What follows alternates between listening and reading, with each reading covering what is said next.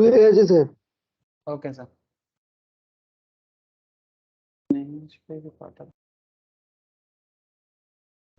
Good morning to all of you sir again.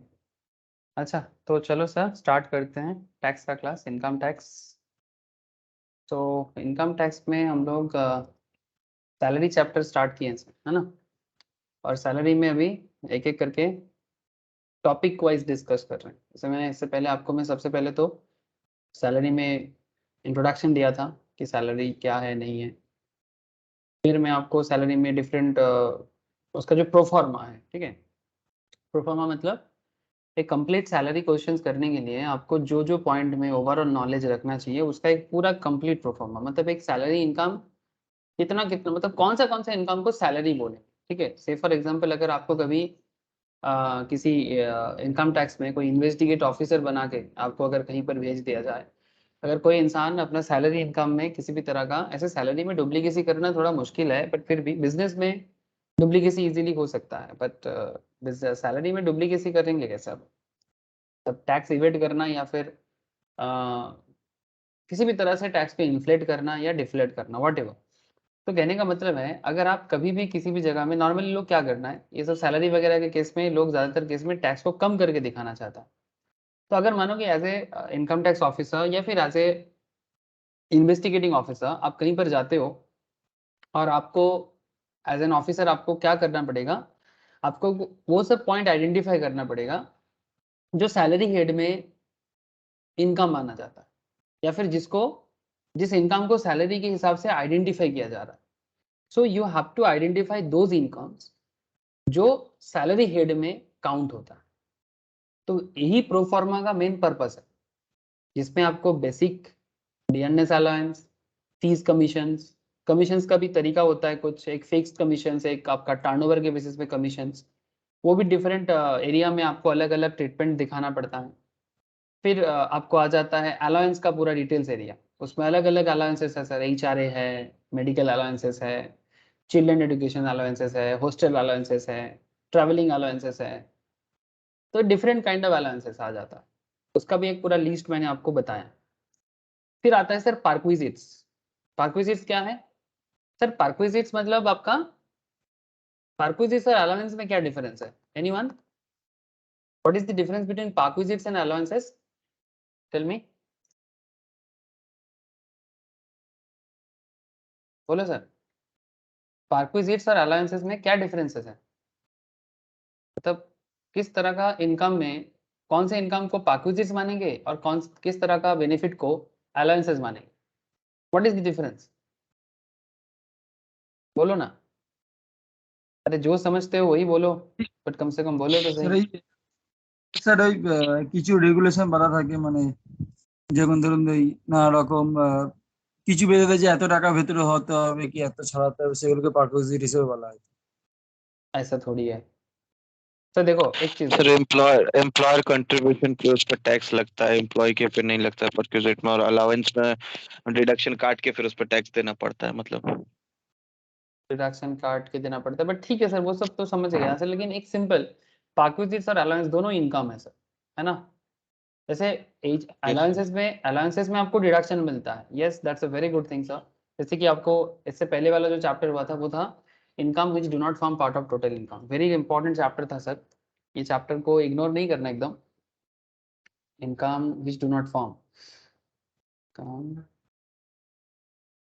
Which do not form part of total income, it's a very important chapter sir. यहाँ पर हम लोगों ने कुछ ऐसे income के बारे में जाना था जो बेसिकली एग्जेम्प्ट इनकम कैटेगरी में आता है, एग्जेम्प्ट इनकम कैटेगरी में आता है, और उसको फुल्ली एग्जेम्प्ट का भी एक कैटेगरी है और एक पार्शियली एग्जेम्प्ट कैटेगरी था। फुल्ली एग्जेम्प्ट में जैसे एग्रीकल्चर और भी बहुत सारा लिस्ट था, ठीक है। अब मैं पूरा लिस्ट में नहीं जाऊंगा, जो लोग ये टॉपिक पूरा कंप्लीट क्लास कंप्लीट कर चुके हो उनको ज़रूर पता होगा, जिन्होंने नहीं किया प्लीज़ मुझे बताओ, मैं लिंक शेयर करता हूँ, और चैप्टर रिलेटेड कोई भी क्वेश्चन हो आप प्रैक्टिस करके, अगर कोई डाउट क्रिएट हो तो मुझे पूछो सर, ठीक है। ठीक है सर। अच्छा मैं एक टेस्ट अरेंज करूंगा सर, इसमें मैं basics and income which do not form part residential status, 3 topic रहेगा sir. Basics of income tax, residential status and income which do not form part of total income, ये 3 chapter का test दीजिएगा आप लोग, ठीक है, जो लोग यहाँ पर केस्टोपुर में मेरे क्लास में आके देना चाहता है वो लोग यहाँ पर आ जाए, और जो नहीं आ सकता है मैं डेट बता दूंगा, ठीक है, मैं डेट बता दूंगा, और जो नहीं आ पाएगा वो घर पे बैठ के ही दे, ठीक है। लेकिन मैं बोलूंगा कि आप लोग आ जाइए सर, यहाँ पर आके देके जाइए, ज़्यादा अच्छा रहेगा। तो बेसिक्स, रेसिडेंशियल स्टेटस एंड क्या चैप्टर बोला sir, income which do not form part of total income, that is basically section 10 का एरिया। ये जो चैप्टर है ये मेनली सेक्शन 10 का एरिया है सर, ठीक है। ये जो भी डिस्कशंस है सब सेक्शन 10 का एरिया है। लेकिन सर सेक्शन 10 में भी ना कुछ डिफरेंसेस हैं। डिफरेंसेस क्या सर? डिफरेंस ये है कि कुछ इनकम फुल्ली एग्जाम कैटेगरी में रखा गया था, जो मैं आपको basically income which do not form part of total income के अंदर पढ़ाया। मतलब ऐसा इनकम जो इनकम तो है बट उसको इनकम का पार्ट नहीं मानेंगे, और कुछ ऐसा भी इनकम है जिसको पर्शियली एग्जाम किया गया है, जैसे कि ग्रेचुइटी, अलाउंसेस, ये सब चीजें हैं, ठीक है।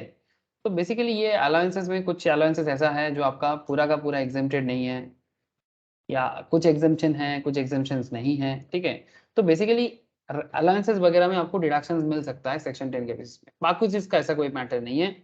पाकूजीज का एक अलग ही ट्रीटमेंट है, डिपेंड करता है कैसा पाकूजीज है उसके ऊपर। जैसे एक सिंपल बहुत फेमस एग्जांपल है पाकूजीज का, जैसे कंपनी की तरफ से कार मिल रहा है आपको, तो वो कार कितना सीसी का है, ठीक है, वो कार किस तरह से आप यूज कर रहे हो, घर के लिए यूज कर रहे हो कि कंपनी के लिए यूज कर रहे हो, तो कितना पैसा कहाँ खर्चा हो रहा है, ड्राइवर दे रहा है कंपनी या आपका खुद का ड्राइविंग है, ठीक है, तेल का खर्चा, मेंटेनेंस का खर्चा कौन कर रहा है।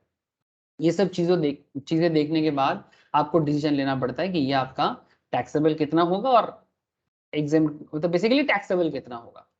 लेकिन अलाउंस और पैकेजेस का जो बेसिक फर्क है सर, वो फर्क ये है कि अलाउंसेस कंपनी आपको एज पर मतलब वो दिया जाता है आपको ना स्पेशल सिचुएशंस के साथ मैनेज करने के लिए, मतलब इट्स अ क्रिटिकल सिचुएशंस को एडजस्ट करने के लिए अलाउंसेस प्रोवाइड किया जाता है, नॉर्मल पर्पस बता रहा हूँ मैं। लेकिन पैकेजेस एज पर कॉन्ट्रैक्ट होता है, एज पर कॉन्ट्रैक्ट। जैसे आप काम करोगे, कंपनी आपको गाड़ी देगा कि नहीं देगा, ये एज पर कॉन्ट्रैक्ट है, ठीक है। यहाँ कंपनी की तरफ से आपको गाड़ी मिलेगा, कंपनी की तरफ से आपको रहने के लिए रेंट फ्री अकोमोडेशन मिलेगा, कंपनी की तरफ से आपको कंपनी ग्रोसरी का वाउचर देगा वगैरह वगैरह, ठीक है, ऐसा कंपनी देता है। लेकिन वो सब पार्क्विजिट्स है, ठीक है, वो सब पार्क्विजिट्स है। लेकिन अलाउंसेस जो है वो बेसिकली डिफिकल्ट सिचुएशंस के साथ एडजस्ट करने के लिए कंपनी आपको प्रोवाइड करता है। ये एक आम तौर पे अलाउंस और पार्क्विजिट्स का डिफरेंसेस है। और टैक्स में क्या ट्रीटमेंट होता है वो तो मैं आपको एक एक करके बता ही रहा हूँ। तो करेंटली मैं आपको एचआरए में बताऊंगा, ऐसे एचआरए का डिस्कशंस मैंने कर चुका आपके साथ, ठीक है। HRA, children education allowance, children hostel allowances, transport allowances, ठीक है, ये सब इंपॉर्टेंट अलाउंसेस में आता है। उसके साथ साथ टैक्सेबल पैकेजेस में सबसे पॉपुलर है आरएफए, रेंट फ्री अकोमोडेशन। इसमें भी आपको अलग अलग अकोमोडेशन का हिसाब मैंने बताया।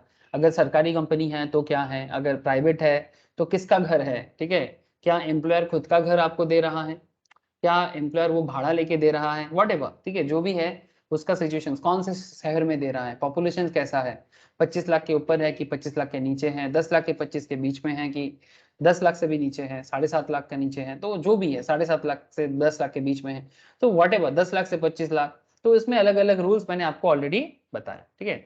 7.5% रेट होता है जब कोई दूसरा सिटी होता है, ये मैं बता के आया सर, ये सब पहले ही डिस्कस हो चुका है। अच्छा, क्या आपको घर पे स्वीपर दे रहा है, क्या आपको गार्डनिंग करने के लिए गार्डनर दे रहा है, ठीक है। तो ऐसा डिफरेंट डिफरेंट चीजें कंपनी अपने एम्प्लॉयर को प्रोवाइड करता है, एम्प्लॉयर अपने एम्प्लॉय को प्रोवाइड करता है, तो वो टैक्सेबिलिटीज में आता है, ठीक है, उसमें कुछ रूल्स रेगुलेशंस मेंटेन करके आता है। लेकिन करेंट जो डिस्कशंस मैं आपके साथ कर रहा हूँ, अभी भी मैंने अलाउंस और पैकेजेस का कैलकुलेशंस नहीं सिखाया आप लोगों को, डिफरेंट डिस्कशंस है वो मैं करूंगा। लेकिन करंट जो मैं डिस्कशंस आपके साथ कर रहा हूँ वो कर रहा हूँ मैं रिटायरमेंट बेनिफिट पे डिस्कस कर रहा हूँ सर। किस पे बेनिफिट डिस्कस कर रहा हूँ सर? रिटायरमेंट बेनिफिट में।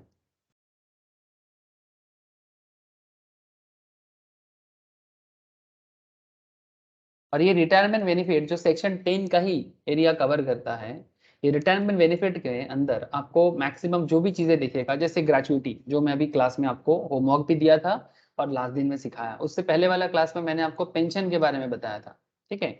तो देयर इज अ पेंशन के बारे में section 10 subsection 10A, and gratuity के बारे में सेक्शन 10 सबसेक्शन 10, ये मैटर आता है sir, point to be noted sir, ये सेक्शन भूलना नहीं है, सेक्शन नहीं भूलना है, कैलकुलेशंस को नहीं भूलना है, प्रोविजंस को याद रखना है, तभी जाके आप वैराइटीज ऑफ क्वेश्चंस कर पाओगे सर, ठीक है।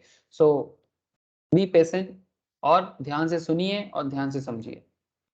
इनकम टैक्स ऐसे ही ना थोड़ा सा वास्ट होता है sir, with different rules regulations use होता है, तो don't under estimate the power of income tax, ठीक है। तो जितना पढ़ोगे उतना कम है, इतना समझ के चलो सर। तो मतलब जितना कम पढ़ेंगे उतना, मतलब जितना ज्यादा भी पढ़ लो कम लगेगा, यही बात मैं कहना चाहता हूँ आपको। तो बेसिकली आज भी मैं आपके साथ ग्रेचुइटी का जो होमवर्क था उस पर डिस्कस करूंगा, और फिर मैं देखता हूँ सर, हो सके तो मैं थोड़ा सा लीव इनकैशमेंट के बारे में बात करूंगा, ठीक है। There is a point of leave encashment, ठीक है। और फिर मैं आपके साथ वॉलंटरी रिटायरमेंट कंपेंसेशन या फिर रिट्रेंचमेंट कंपेंसेशन में भी बात करूंगा। तो ये रिटायरमेंट बेनिफिट अगर एक बार आपको डिटेल्स में समझ में आ जाए, और उसके बाद तो फिर क्या क्या हो गया, आपको सैलरी, बेसिक, डीए, ये सब, फिर आपका आ जाता है अलाउंसेस का details. Yes sir, any question? Hello, कोई कुछ बोल रहा था? बोलो सर, कोई सवाल है तो करो। किसी ने अनम्यूट किया था? सर बाय मिस्टेक हो गया था। ओके सर, ठीक है, ठीक। तो जैसे ही आपका बेसिक्स मतलब बेसिक डीए ये सब आप आइडेंटिफाई कर लेते हो, फिर आपने अगर अलाउंस पागोजेस को देख लेते हो सब कुछ, और फिर रिटायरमेंट बेनिफिट को एडजस्ट कर लेते हो, और फिर जाके आपका ग्रॉस सैलरी आता है। और ग्रॉस सैलरी जैसे आपका आ जाएगा, ग्रॉस सैलरी से आपको एडजस्ट करने का मौका मिलेगा, डिडक्शन करने का मौका मिलेगा, जो सैलरी हेड का स्पेशल डिडक्शन एरिया है सेक्शन 16 का। और सेक्शन 16 में आपको एक स्टैंडर्ड डिडक्शन मिलता है अगर आप सैलरीड पर्सन हो, जो 50,000 या फिर जो भी सैलरी ग्रॉस सैलरी है विच एवर इज लोअर, ठीक है। सो अगर ग्रॉस सैलरी 40,000 है तो आपको डिडक्शन 40,000 ही मिलेगा, ठीक है। अगर ग्रॉस सैलरी 60,000 है तो आपको स्टैंडर्ड डिडक्शन 50,000 मिलेगा। ये सेक्शन 16 सबसेक्शन 1A के तहत होता है। और फिर एंटरटेनमेंट अलाउंस वगैरह के लिए सेक्शन 16 सबसेक्शन 2 का एरिया है, जो गवर्नमेंट एम्प्लॉइज के लिए एग्जेम्प्टेड होता है। और अगर आप प्रोफेशनल टैक्स या टैक्स ऑन एम्प्लॉयमेंट पहले पे कर देते हो, चाहे आप एम्प्लॉयर दे चाहे एम्प्लॉय दे, ये भी एग्जेम्प्ट हो जाता है सर, बिकॉज ये ऑलरेडी एक टैक्स ही है, तो डबल टैक्सेशन नहीं होना चाहिए। तो एक बार टैक्स आपने दिया, प्रोफेशनल टैक्स या टैक्स ऑन एम्प्लॉयमेंट, वो अगर आपने दिया या अपने आपके एम्प्लॉयर ने दिया, उसे भी आप बाद में यहाँ पर डिडक्ट कर सकते हो, ठीक है। सो सभी एडजस्टमेंट के बाद जो आपका अमाउंट यहाँ पर नजर आएगा वो आपका income under the head salaries होगा। लेकिन सर जब हम लोग इसके बाद धीरे धीरे सारा पॉइंट एडजस्ट कंप्लीटली सीखने के बाद कंप्लीट क्वेश्चन करेंगे, जिसमें सैलरी का हर तरह का पॉइंट को कवर करने का पूरा कोशिश करेंगे, और फिर जाके आप एक कंप्लीट क्वेश्चंस भी कर पाओगे। लेकिन कंप्लीट क्वेश्चंस करने के लिए आपको स्मॉल पॉइंट्स को कवर करना जरूरी है। Small points in the sense जैसे कि अभी चल रहा है, ठीक है, बिकॉज वो सब बाद में कंप्लीट क्वेश्चंस में ये सब चीज आपका वर्किंग नोट बनता है, जैसे कि ग्रेचुइटी, जैसे कि पेंशन, जैसे भी लिव इनकैशमेंट, जैसे कि मतलब पेंशन के अंदर भी कम्यूटेड अनकम्यूटेड का एरिया, जैसे कि लीव ट्रैवल कंपेंसेशन, जैसे कि आपका वॉलंटरी रिटायरमेंट कंपेंसेशन, ठीक है, रिट्रेंचमेंट कंपेंसेशन, ये ऑल क्या बन जाता है सर, वर्किंग नोट बन जाता है, ठीक है। जैसे अलाउंस के अंदर HRA का कैलकुलेशंस, अलाउंस आपका पाक्विटिस के अंदर मोटर कार का कैलकुलेशंस, ये सब आपका वर्किंग नोट बन जाता है। और वर्किंग नोट को आपको अलग से कैलकुलेट करना आना चाहिए जब आप कंप्लीट क्वेश्चंस करोगे। और अगर आपको सिर्फ एग्जाम में डायरेक्ट क्वेश्चंस पूछता है, डायरेक्टली आपको एक रिट्रेंचमेंट कंपेंसेशन का एडजस्टमेंट देके भी सवाल कर सकता है, डायरेक्टली आपको ग्रेचुइटी का एडजस्टमेंट देके भी क्वेश्चन कर सकता है, डायरेक्टली आपको लीव एनकैशमेंट का भी क्वेश्चन देके क्वेश्चन कर सकता है। तो रेडी रहना चाहिए, क्वेश्चंस में कुछ भी आ सकता है, आपको हर एक पॉइंट के लिए रेडी रहना चाहिए। बेसिकली कॉन्सेप्ट का क्लैरिटी पूरा होना चाहिए सर, आधा अधूरा ज्ञान हमेशा मुश्किल में डालेगा sir. So don't take risk, ठीक है, चांस नहीं रहना चाहिए, रिस्क लो बट विथ कैलकुलेशंस के साथ, ठीक है। ओके, स्क्रीन तो शेयर है आप लोगों को, और मैं अभी जो होमवर्क आप लोगों को लास्ट दिन दिया था मैं उसको थोड़ा चर्चा करूंगा। तो जिन लोगों का लास्ट क्लास मिस है वो भी मेरे साथ साथ क्वेश्चंस को रीड करें और क्वेश्चंस को सॉल्व करें, और जिनका क्लास मिस नहीं है, जिनको पता है कि लास्ट मतलब ग्रेचुइटी क्या है पता नहीं है, तो उसको रिवाइज करने के लिए मैं उनको बोलूँगा। और जिनको पता है कि क्या है जो चल रहा था कंटिन्यूएशंस में, वो तो समझ ही गए होंगे कि क्या करना है। तो ये क्वेश्चंस हम लोग लास्ट दिन सॉल्व किए थे, और ये एक क्वेश्चन है, ये एक क्वेश्चन यहाँ पर है, दूसरा एक क्वेश्चन यहाँ पर है, टोटल 3 क्वेश्चन यहाँ से मैं दिया था, और एक क्वेश्चन में आपको ये मैट के अंदर ही था, जिन लोगों ने सैलरी का नोट्स जिनके पास ऑलरेडी मैंने जिनको शेयर कर दिया, यही से एक क्वेश्चन था, मोस्ट प्रोबेबली इलस्ट्रेशन 4 का एक क्वेश्चन था। ठीक है, मैं यहाँ इसको भी सॉल्व करने के लिए बोला था। आई थिंक सबके पास ये वाला नोट्स है, अगर किसी के पास नहीं है तो मैं बोला था मेरे को पिंग करो, मैं आपको शेयर कर देता हूँ। तो ये क्वेश्चन था मिस्टर रवि का। तो ठीक है, ये क्वेश्चंस में भी आते हैं सब। ठीक है, ये वाला क्वेश्चंस भी देख लेंगे। उसके पहले जो क्वेश्चंस में आपको लिखा था वो वाला क्वेश्चंस करते हैं। ठीक है,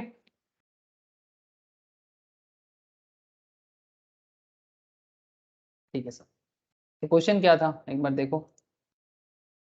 क्वेश्चन ऐसा था कि मिस्टर एक्स एक एम्प्लॉय है जेड लिमिटेड में। ठीक है, मिस्टर एक्स एम्प्लॉय है जेड लिमिटेड में, रिटायर कर रहा है सर एज ऑन 15 मार्च 2022 को। रिटायर कर रहा है 15 मार्च 2022 after a continuous period of service of 22 years 6 months. 22 साल 6 महीना काम करने के बाद वो रिटायर ले रहा है। ठीक है, एंड जब वो रिटायरमेंट कर रहा है तब उनको 2,20,000 का ग्रेचुइटी रिसीव हो रहा है। Eight the time of retirement his basic पे, उनका बेसिक पे था 12,000 पर मंथ, डियरनेस अलाउंस था 1,000 पर मंथ, कमीशन था 2% ऑन टर्नओवर। कैलकुलेट आपको ये करने के लिए बोला गया है कि आप एग्जेम्पशंस अंडर सेक्शन 10 सबसेक्शन 10 जो ग्रेचुइटी का सेक्शन है, और ये भी आपको एज्यूम करने के लिए बोला गया था कि आप ये मान के चलो कि ये कवर्ड अंडर ग्रेचुइटी है, कवर्ड अंडर ग्रेचुइटी एक्ट। ठीक है सर, ये क्वेश्चन में बोल देता है सर कि कौन सा मतलब अगर ये देखो सर यहाँ पर ऐसे जैसे ये वाला क्वेश्चन देखो, he is a private sector employee and covered by the payment of gratuity act. He is private sector employee and not covered by payment of gratuity act. तो अगर कवर्ड होगा तो क्या होगा, नॉट कवर्ड होगा तो क्या होगा, गवर्नमेंट एम्प्लॉय होगा तो क्या होगा, ऐसे क्वेश्चंस में मेंशन करके देता है। तो ऐसा यहाँ पर मैंने भी मेंशन करके दे दिया आपको। ठीक है, जो कॉपी में मैंने लिखाया कि अगर कवर्ड है तो क्या करना है, नॉट कवर्ड है तो क्या करना है। ठीक है, और अगर गवर्नमेंट एम्प्लॉय होगा तो भी क्या करना है। तो आपको हर चीज का जवाब रेडी होना चाहिए। तो बताओ इसका जवाब किसी ने रेडी किया क्या? अच्छा ठीक है, अगर किसी ने किया तो बहुत अच्छा। हाँ बोल, क्या जवाब रेडी किया? স্যার স্যার ট্যাক্সেবল গ্র্যাচুইটি 55,000 হয়েছে। ओके আর ট্যাক্সেবল গ্র্যাচুইটি ओके, 55,000। तो एग्जेम्प्टेड कितना हुआ? एग्जेम्प्टेड तो सर 1,65,000, 1,65,000। ओके, आंसर सही लग रहा है मुझे। और किसी ने ट्राई किया था क्या? আচ্ছা, Yes, স্যালারি sir. সিট হয়েছে 1,62,500। Salary set 1,62,000। হ্যাঁ 62,500। कोई गड़बड़ हुआ है सैलरी सेट? एनीवन? और किसी ने जवाब रेडी किया था घर पे? Yes, sir. 55,000 उसका टैक्सेबल ये होगा, ग्रेजुएटी होगा, और एग्जेम्प्टेड होगा 1,65,000। और ग्रॉस सैलरी? क्रॉस सैलरी नहीं की है सर। ठीक है ठीक है, স্যার चलो मैं গ্রস कर। স্যালারি 2,12,500। हाँ গ্রস স্যালারি স্যার 2,12,500 হয়েছে, আর নেট 2 স্যালারি लाख। হয়েছে 1,500। ओके हाँ, ग्रॉस सैलरी ठीक है सर। चलो, तो जिन लोगों ने कर लिया वो लोग मुझे थोड़ा सा हेल्प करें, मैं ताकि फटाफट आंसर आपके साथ कर दूँ। ठीक है, चलो सर।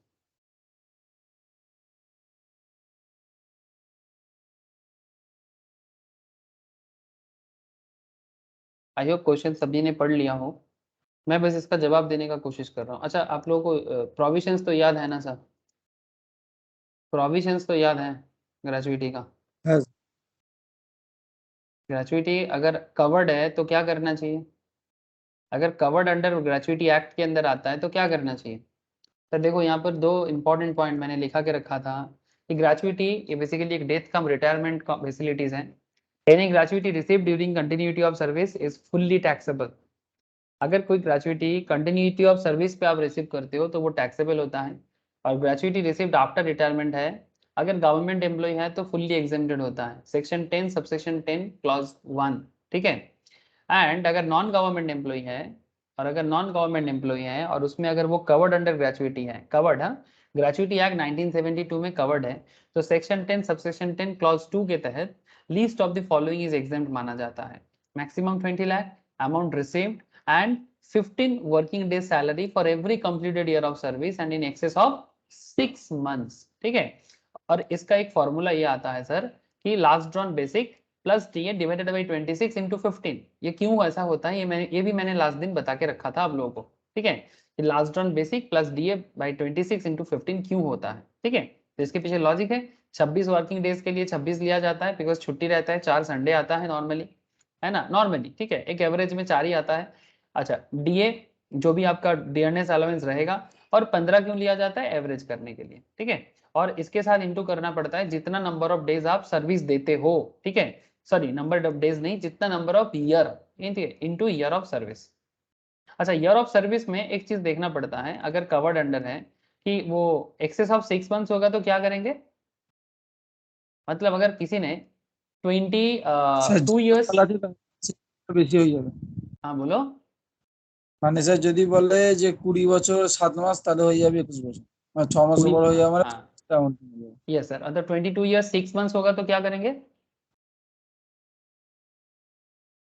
স্যার হবে না কিছু, 22 ইয়ার্স হয়ে যাবে। 22 years ही होगा, मतलब अगर 6 मंथ से जितना एक दिन में एक्स्ट्रा होगा तो उसको 23 कर देंगे, है ना। 6 मंथ से एक दिन भी एक्स्ट्रा होगा तो उसको 23 कर देंगे, और 6 मंथ से एक दिन कम होगा या 6 मंथ तक होगा तो उसको 22 ही मानेंगे, है ना। तो एक्सेस ऑफ 6 मंथ्स में जो भी आता है वो नेक्स्ट में कम कन्वर्ट हो जाता है, कंटिन्यूटी ऑफ सर्विस, और ये कंपनी के लिए चिंता का विषय बन जाता है बिकॉज उसमें एग्जामिशन अमाउंट में इधर उधर हो सकता है।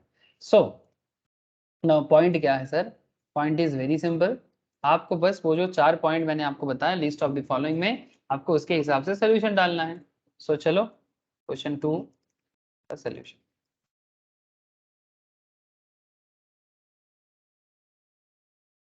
जिन लोगों ने क्वेश्चंस मेरे साथ अभी रीड किया उनको समझ में आ गया ना सर, मैं ये वाला क्वेश्चंस कर रहा हूँ, ठीक है। और इस क्वेश्चंस में मिस्टर जेड 22 साल 6 महीना काम किया है सर, 22 years 6 months, ठीक है। इनका ग्रेचुइटी कितना एग्जेम्प्टेड होगा और कितना टैक्सेबल होगा, इसका हिसाब हमको करना है। आई होप कि क्लियर है पॉइंट क्या है। So sir list of the following करें, क्या बोलते हो बोलो।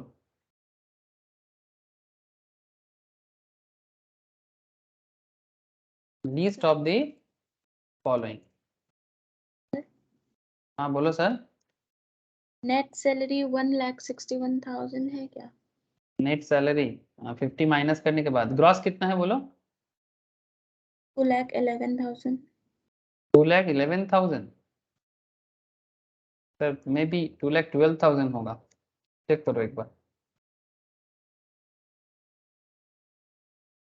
तो list of the following is exempt, इसमें लिस्ट में पहला बात क्या होगा सर, फर्स्ट पॉइंट क्या है, ग्रेचुइटी मैक्सिमम कितना है, मैक्सिमम रूल कितना है सर, 20 लाख क्या। पॉइंट बी, अमाउंट रिसीव, कितना अमाउंट रिसीव किया, संपत बोल। স্যার অ্যামাউন্ট রিসিভ করেছে হচ্ছে 2,20,000। 2,20,000, और पॉइंट सी क्या है, वही 15 working days basic salary. Yes, मैं जस्ट Basic plus डायरेक्टली इसका, हाँ basic plus DA DA by 6 into 15। Into 15 और into completed year of service करना पड़ेगा। तो बेसिक बस कितना है रही इनका, इनका बेसिक बेसिक कितना था, 12,000। इनका बेसिक था 12,000 पर मंथ, ठीक है, क्वेश्चन में गिवन है सर, बेसिक 12,000 पर मंथ है, DA 1,000 पर मंथ है, कमीशन 2% ऑन टर्नओवर है, ठीक है। एंड कैलकुलेट करने बोला है आपको, और टर्नओवर भी बोला है, 4 लाख का टर्नओवर है, ठीक है। ये क्वेश्चन आपको पहले ही लिखा के रखा गया था, और कैलकुलेट करने बोला है सेक्शन 10 सबसेक्शन 10 के हिसाब से, आप बताओ कि एग्जाम कितना होगा, ठीक है।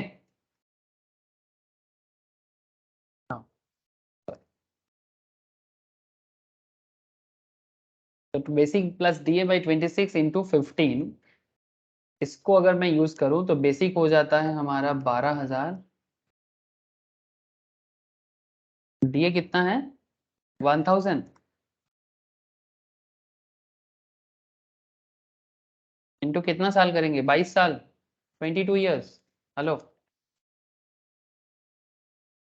ये यस कितना सर। होगा, ये कितना होगा 1,65,000, चेक करके प्लीज कंफर्म करना मुझे, इसका Yes, sir. Value 1,65,000 sir. तो फिर टैक्सेबल ग्रेचुइटी कितना होने वाला है, जितना आप रिसीव करोगे, ठीक है, ग्रेचुइटी रिसीव्ड से माइनस करना है एग्जेम्प्टेड को। सो ग्रेचुइटी रिसीव्ड माइनस एग्जेम्प्टेड। तो ग्रेचुइटी रिसीव कितना, 2,20,000 माइनस 1,65,000, तो आंसर इज 55,000। ये आपका, ये 55,000 आपका टैक्सेबल ग्रेचुइटी, मतलब ये सैलरी शीट में आ जाएगा, है ना। तब सैलरी शीट, ये एक स्मॉल सैलरी शीट है सर। आपका जो सैलरी शीट बनेगा, जो बेसिकली स्टेटमेंट बनेगा इनकम का, उसमें आप बेसिक दिखाओगे। बेसिक कितना होने वाला है आपका, बेसिक कितना होने वाला है, 1,44,000। 1,44,000 होगा क्या?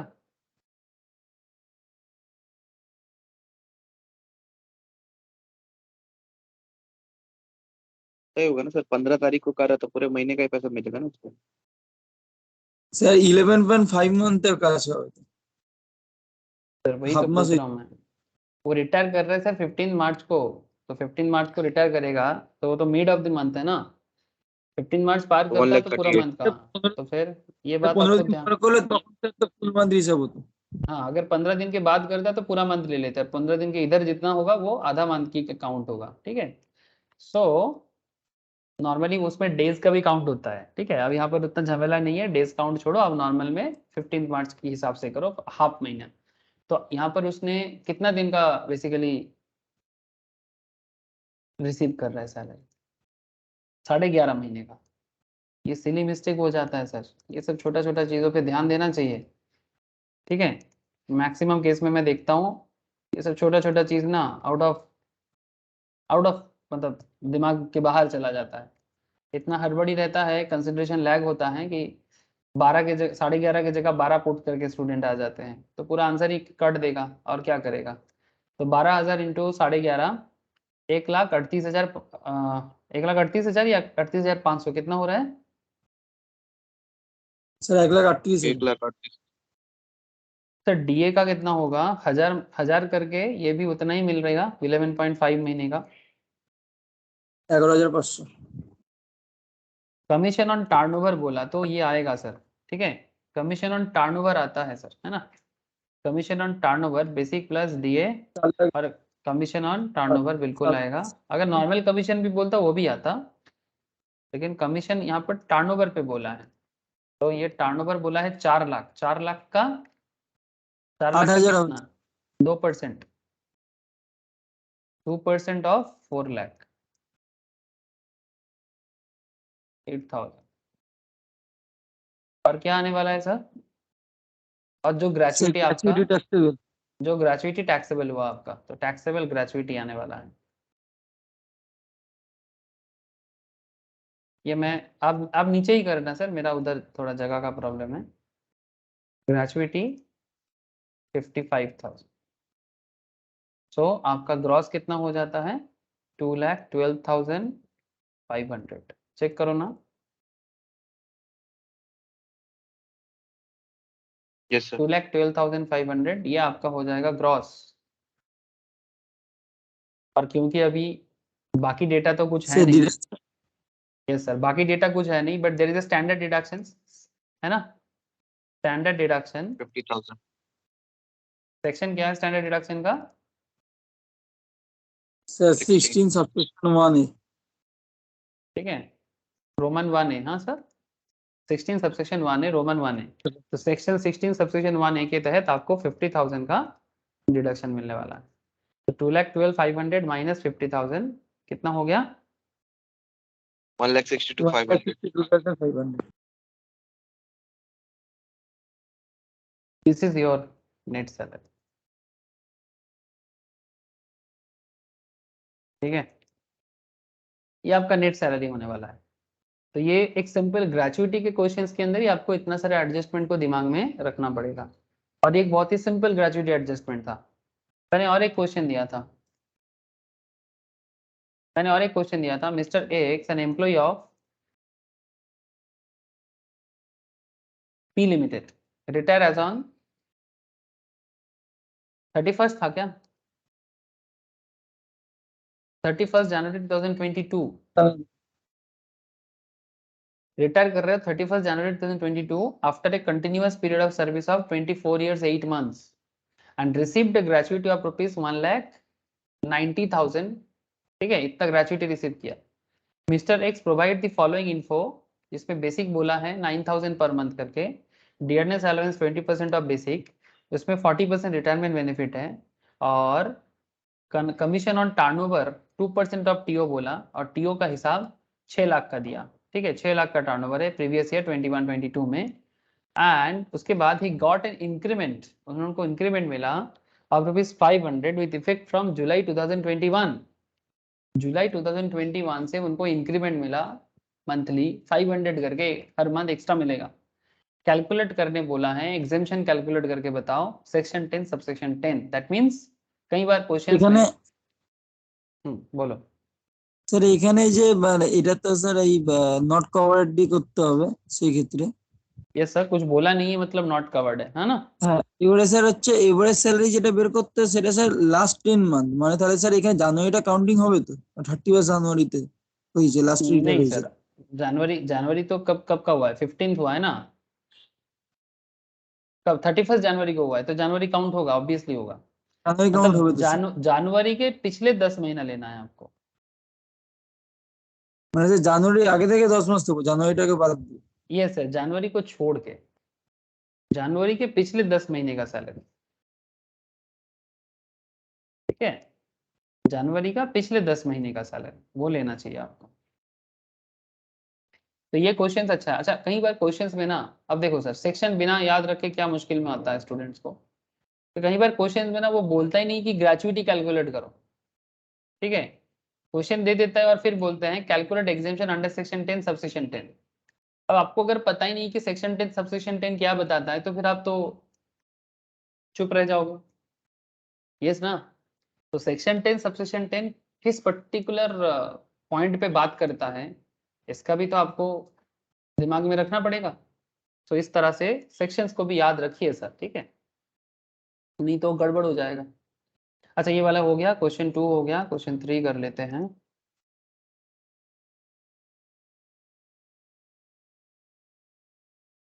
अच्छा, पर क्या प्रॉब्लम हो रहा है।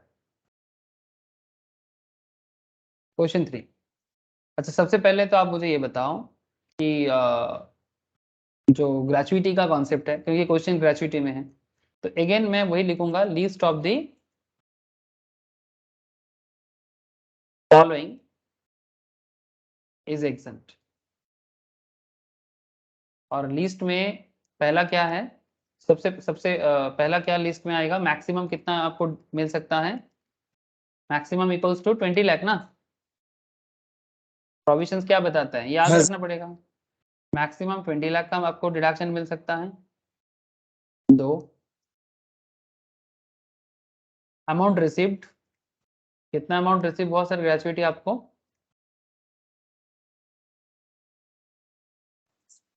Sir 1,90,000। 1,90,000। And there is another point, and this point is known as point C. ठीक है, और ये एक इंटरेस्टिंग फैक्ट क्या है सर, ये पॉइंट सी आपको half into average salary into completed year of service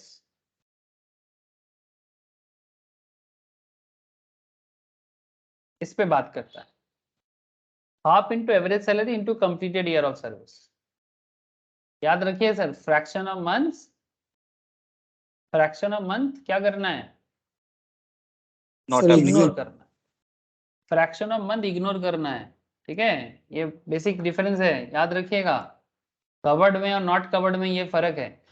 covered में फ्रैक्शंस ऑफ मंथ इग्नोर नहीं किया जाता, यहाँ पर इग्नोर किया जाता है। ठीक है, तो ये जो भी छोटा छोटा पॉइंट आ रहा है ना सर, देखो हर 2-2 मिनट में आपका पॉइंट कैसे चेंज हो रहा है, तो आपको इसका ख्याल रखना चाहिए। अच्छा, तो half into average month average salary and completed year of service. अब ये तो हो गया, लेकिन अब आपके मन में क्वेश्चन जो है सर कि सर एवरेज सैलरी काउंट कैसे होगा, दैट्स द इम्पोर्टेंट पार्ट। तो इसके लिए थोड़ा सा आपको मेहनत करना है। तो एवरेज सैलरी कैलकुलेट करने के लिए हमें वर्किंग्स करना है।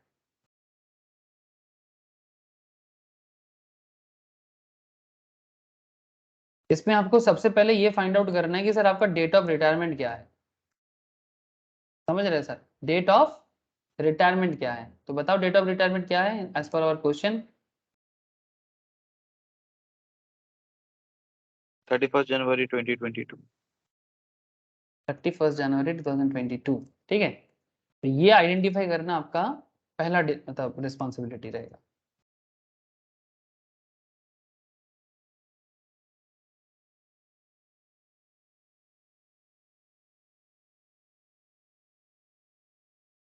तो 31 जनवरी 2022 हो गया। अब आपको जो करना है वो आपको अभी बेसिक निकालना है। तो बेसिक, अच्छा यहाँ पर एवरेज सैलरी का जो कॉन्सेप्ट है उसका डेफिनेशन याद रखो। ये मैंने आपको बताया था, प्रोविजंस बता के बता दिया था कि एवरेज सैलरी का जो डेफिनेशन है, ठीक है।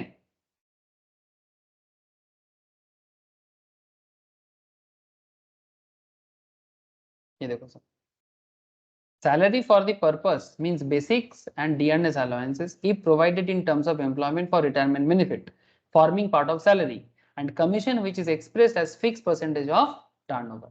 तो फिर सैलरी क्या हो गया?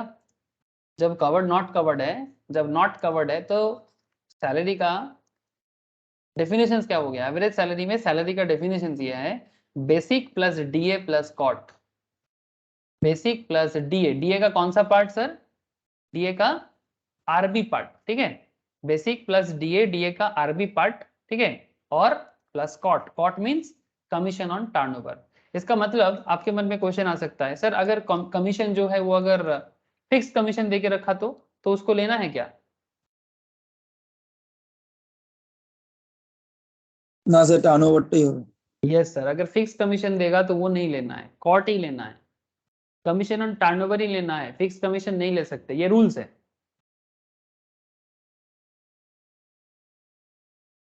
अब आपके मन में चल सकता है कैसा ये रूल्स है, अजब सा रूल्स है। अब भाई अजब हो या गजब, अजब गजब से हमें लेना देना नहीं है।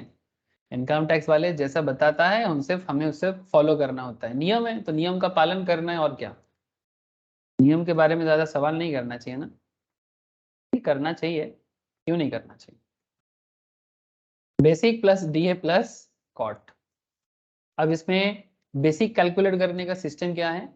एवरेज सैलरी में बेसिक कैलकुलेट करने का सिस्टम जो है वो आपको पिछले 10 मंथ्स का सैलरी फाइंड आउट करना है। तो पिछले 10 मंथ्स का बेसिक डीए और कॉट चाहिए आपको। तो पिछले 10 मंथ्स का बेसिक डीए कॉट क्या होगा? इसके लिए आपको पिछला 10 महीना फाइंड आउट करना है। सर आप अगर जनवरी में रिटायर करते हो तो आपका प्रीवियस मंथ क्या है? दिसंबर। सर मार्च অবধি হবে।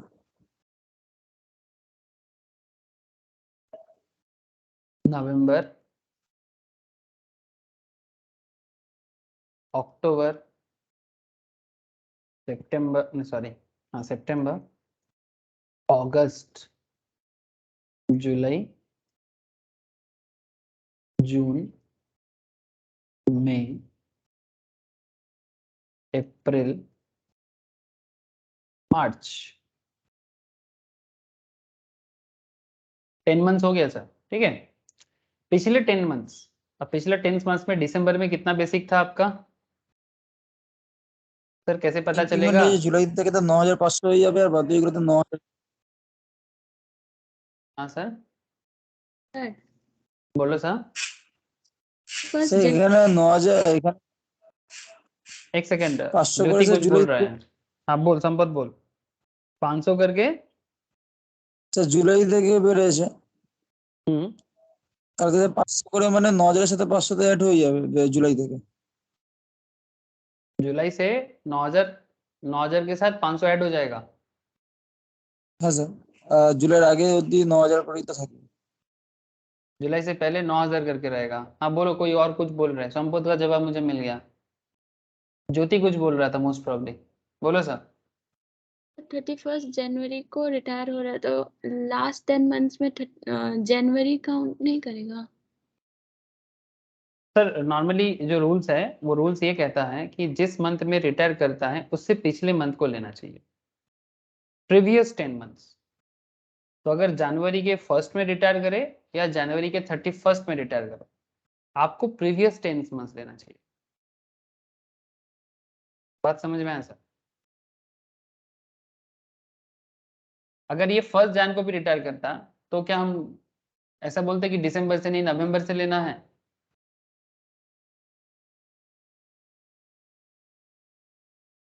I hope you understand sir.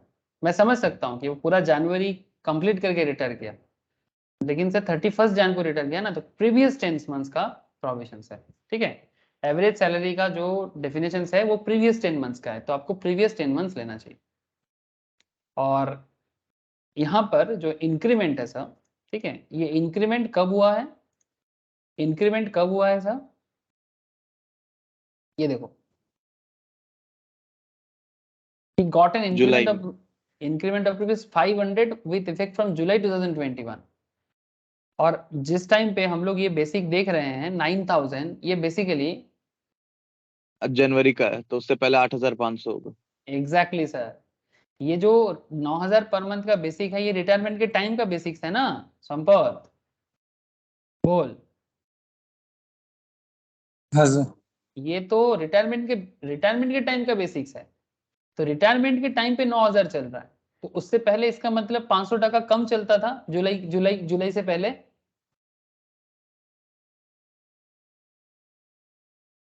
This তাহলে इज যে your 8,500 yes sir, this is your current basics. ठीक है, तो 500 टका कम बेसिक कब चलता था? जुलाई से पहले, बिफोर जुलाई। बिफोर जुलाई आप 9,000 से 500 कम कमाते थे, तो बेसिकली जुलाई से पहले आपका 8,500 पर मंथ होता था। ये है कॉन्सेप्ट, ये इस क्वेश्चंस का एक स्पेशल एरिया है।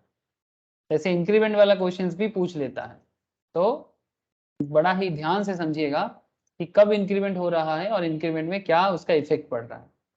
ठीक है, कंफ्यूज नहीं होना है सर, कंफ्यूज नहीं होना है। okay. সে এখানে ডায়াগ্রাম ফেব্রুয়ারি তো 8,500 ইন্টু 4 আর প্লাস 9,000 ইন্টু 6। हाँ वैसे भी कर सकते हो, लेकिन एक सिंपल, एक बहुत ही अच्छा प्रेजेंटेशन तरीका बता रहा हूँ आपको। अब सही सटीक भी होगा, सटीक होगा मतलब आपका राइट होगा, और गलत होने का चांसेस कम रहेगा। जैसे ये दिसंबर में कितना सैलरी है? 9,000। नवंबर में कितना सैलरी है? 9,000। अक्टूबर में 9,000, सितंबर में 9,000, अगस्त में भी 9,000, जुलाई में 9,000। एक्चुअली जुलाई से ही 9,000 स्टार्ट हुआ है ना? जून में कितना होगा? 8,500, सही आधा ना? मई में भी 8,500, अप्रैल में 8,500, और मार्च में 8,500। ओके, अब यहाँ पर आपका एज पर आवर क्वेश्चंस में हमें डीए के बारे में क्या बोला है? 20% ऑफ बेसिक, 40% आरबी। तो मुझे बताओ सर, 9,000 का 20% कितना होता है? 18 1800, 1800। 1800 का 40% कितना होता है? 1800 का 720। 720। ठीक है, ये आपको बेसिकली यहाँ पर लिखना है, ये डीए में आएगा सर। ठीक है, डियरनेस अलाउंस में रिटायरमेंट बेनिफिट आएगा। हाँ, ये प्रोविजंस में वही बोला हुआ है सर, मतलब प्रोविजंस वही है, रिटायरमेंट बेनिफिट वाला आरबी पार्ट। सो ये हो जाएगा आपका 720। अच्छा, 720 में कोई डाउट सर किसी को? 9,000 का 20% डीए था, उसका 40% रिटायरमेंट बेनिफिट था। सो रिटायरमेंट बेनिफिट का अमाउंट ही आपको यूज करना है डीए का, तो जितना होता है उतना दे दो।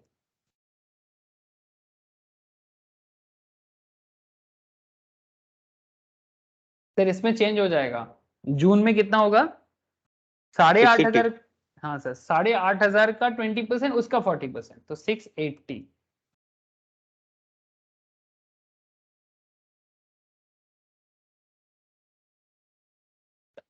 कमीशन ऑन टर्नओवर, क्वेश्चन में कमीशन ऑन टर्नओवर भी था। तो टर्नओवर कितना था? 6 लाख का टर्नओवर है ना, 6 लाख का टर्नओवर है सर, ये देखो 6 लाख का टर्नओवर है। तो 6 लाख का टर्नओवर में कमीशन है 2%, तो 6 लाख का 2% कितना होता है? 12,000। 12,000। Very good sir. एक काम करते हैं, फॉर प्रेजेंटेशन पर्पस, अगर मैं 12,000 कमीशन को मंथली डिस्ट्रीब्यूट किया जाए, 12,000 कमीशन को अगर मंथली डिस्ट्रीब्यूट किया जाए तो पर मंथ कितना आएगा? 1,000। पर मंथ 1000 ऐड कर दो।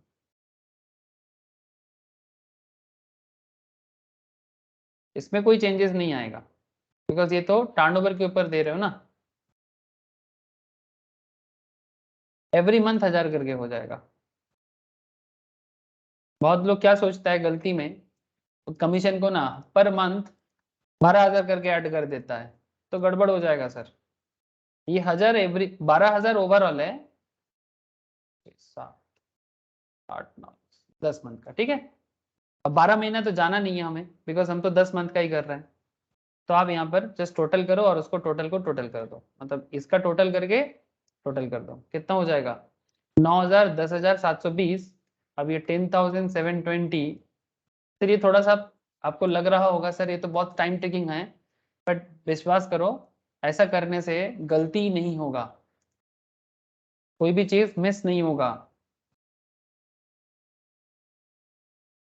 थोड़ा सा फास्ट आपको होना पड़ेगा, उपाय कुछ नहीं है, लेकिन ये जो तरीका है इसमें गलत होने का चांसेस बहुत कम है, क्योंकि आप एक एक पॉइंट समझ के कर रहे हो।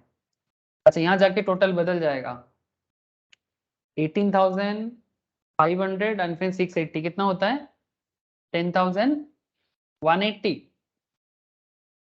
एक बार चेक करके बताइएगा यस सर, सर। 10,180।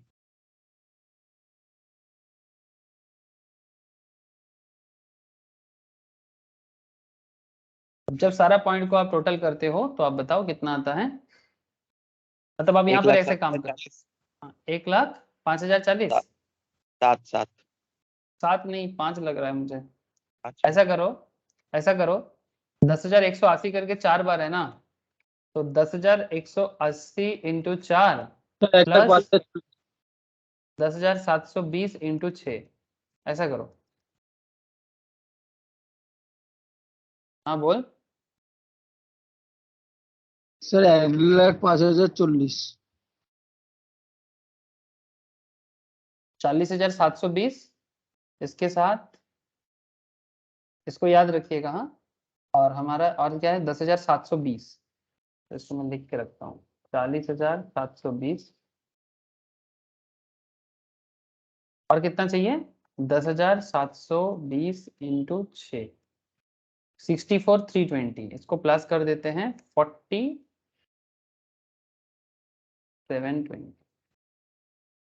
1,05,040। आई होप कि सबको समझ में आया। ये क्या होगा सर? ये हो गया हमारा 10 मंथ का सैलरी, 10 मंथ का सैलरी, ठीक है। Basic plus DA plus COT, जब नॉट कवर्ड अंडर ग्रेचुइटी है। लेकिन अभी भी हमें क्या नहीं मिला? एवरेज सैलरी नहीं मिला। अब इसको एवरेज करना है, तो एवरेज सैलरी कैसे निकलेगा? डिवाइडेड बाई 10 करने से। तो जब आप डिवाइडेड बाई 10 करोगे तो पर मंथ का सैलरी कितना हो जाएगा average? 10,504। This is your average salary sir.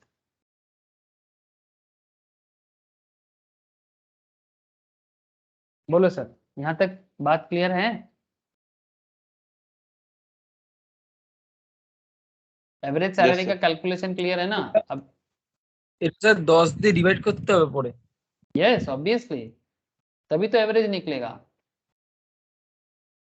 नहीं तो एवरेज किसका हुआ? 10 मंथ का सैलरी तो टोटल हुआ, एवरेज थोड़ी ना हुआ। एवरेज कैसे निकालोगे? जितना महीने का है उसको डिवाइड करोगे तब ना एवरेज निकलेगा। देखो सर कॉन्सेप्ट है ना, कॉन्सेप्ट तो है। तो आपका पॉइंट सी का प्रोविजंस क्या है? Half into average salary into completed year of service. तो हाफ तो रूल्स के हिसाब से हाफ है, एवरेज सैलरी अभी आपने निकाला, और completed year of service. So half into 10,504 into completed year of service कितना है? कितना साल काम किया? 24 24 सर, 24 ईयर्स 8 मंथ्स। अच्छा 8 मंथ्स को क्या करे, 25 कर दे क्या? नहीं सर, इग्नोर कर देंगे। इग्नोर करना है, बिकॉज नॉट कवर्ड जो है वो इग्नोर करने के लिए बताते हैं। Not covered under gratuity act में आपको फ्रैक्शन ऑफ मंथ को इग्नोर करने के लिए प्रोविजंस बताता है, इसीलिए आपको भी इग्नोर ही करना चाहिए। ठीक है, प्रोविजंस के आगे जाके तो बात नहीं कर सकते ना।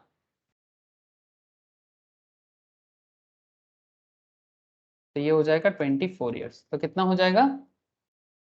Half into 10,504 into 24, 1,26,48 1,26,40 048 0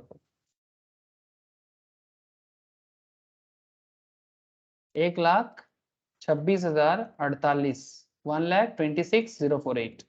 very good sir. अब बताओ एग्जामेशन क्या होगा फिर?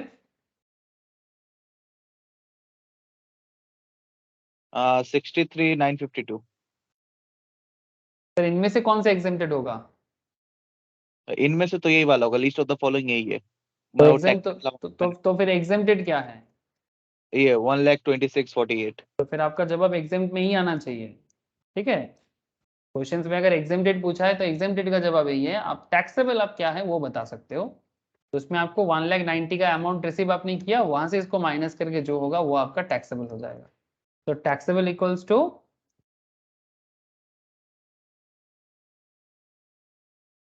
कितना बोला सर?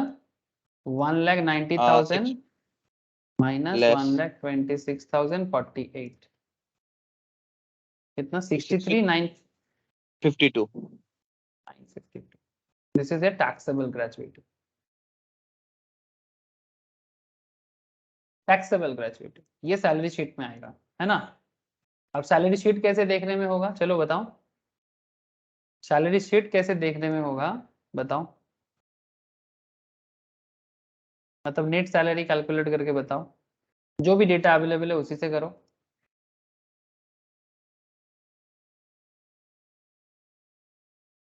सैलरी शीट में बेसिक आता है, तो बेसिक आपको कितना पता है सर बोलो?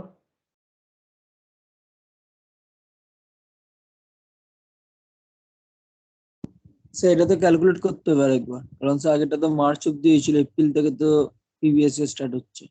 यस बोलो तो सही। अप्रैल टू जनवरी, है ना। Basic April to 97,000। बेसिकली हाँ कितना? बेसिक 97,000। 97,000 क्यों सर?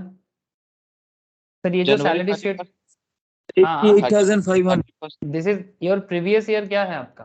21 22। 22। ये स्टार्ट कब हुआ है? স্যার अप्रैल को। 88,500 হবে। ये सॉरी। खत्म ये खत्म होगा मार्च में जाके, लेकिन आप जनवरी में रिटायर कर रहे हो, सो आपका हिसाब होगा अप्रैल टू जनवरी, है ना। आपका আঠা- हिसाब होगा अप्रैल टू जनवरी, तो बेसिक क्या हो जाएगा? हाँ कत बोलली 88,500। হ্যাঁ স্যার। Very good sir. तो बेसिक इज 88,500, वेरी गुड जिसने भी किया। इसका हिसाब कुछ ऐसा है, 8,500 इंटू 3 3 प्लस আচ্ছা 9,000। 9,000 इंटू 7। देखो सर ये अगर किसी को समझ में आया तो उसका जवाब सही होगा, कोई डाउट है तो पूछ लो सर कि क्यों है मैंने इसको ऐसा किया। बोलो सर बोलो। DA 7080। हाँ DA 7080। DA, sir DA 20% of basic ना। इसी का डायरेक्ट 20% निकाल देंगे। हाँ हाँ तो 88,500 का 20% कितना होता है? স্যার 177 1700 হবে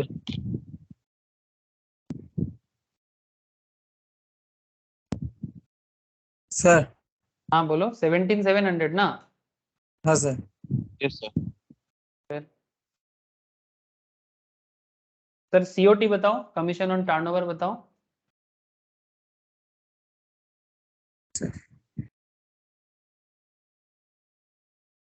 कॉट क्या होगा सर? ऑलरेडी 12,000 कैलकुलेटेड है कॉट। सर 12,000 नहीं होगा, आप तो जनवरी में স্যার रिटायर कर रहे 10,000 हो। স্যার 10,000 হবে তো हाँ এপ্রিল सर, থেকে। देखो सर, देख रहे हो ना कैसे गलती हो रहा है? ऐसा गलती नहीं करना है सर, नहीं तो क्या हो रहा है ना, जान के भी गलत हो रहा है सर। कंसंट्रेशन लैग मत करना। आप अप्रैल टू जैन का हिसाब कर रहे हो, रिटायर कर रहा है बंदा, ग्रेजुएटी के अंदर काम कर रहे हो आप, तो कॉट हो जाएगा आपका 10,000 का। मैं समझ सकता हूँ, इमोशनल हो जाते हैं इंसान कि 12%, 6 लाख का 2% 12,000, तो कॉट भी 12,000। अरे भाई रिटायर कर रहा है, उससे भी तो ख्याल रखना है। तो 10,000 ग्रेजुएटी,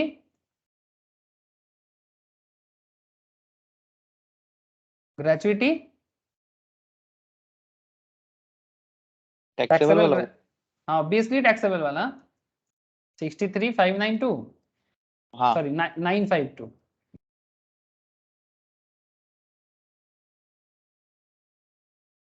बोलो कितना होता है? স্যার 180,152 গ্রস স্যালারি আর নেট স্যালারি হচ্ছে স্যার 130,150।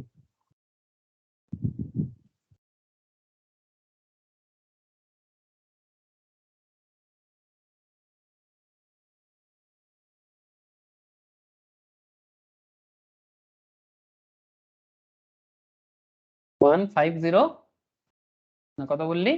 13। 130,152।